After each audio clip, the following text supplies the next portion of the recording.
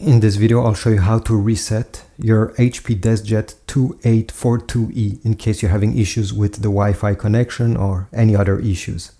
First thing is to turn on your printer, press the power button, wait a few seconds, and then we need to go on this control panel. On the control panel itself, what we need to press now, while you need two fingers to do this, you need to press on the X button at the same time as your Wi-Fi button, both at the same time for about 10 seconds. You'll know that you can release these buttons when the power button will stop blinking. Let me demonstrate so it makes more sense.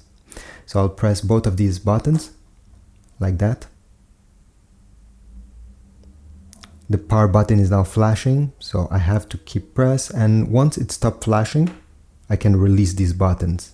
In my case, it took, I think, only 3 seconds, but sometimes you can wait 10 seconds before this button stops flashing and you can release these two buttons. Once this is done, the printer is now in pairing mode. How do you know that? It's because this blue light right beside the Wi-Fi button is blinking. This simply means that it's ready to be connected to your smartphone or to your computer. So go ahead, download the HP Smart app and start adding this printer to the app to be able to print.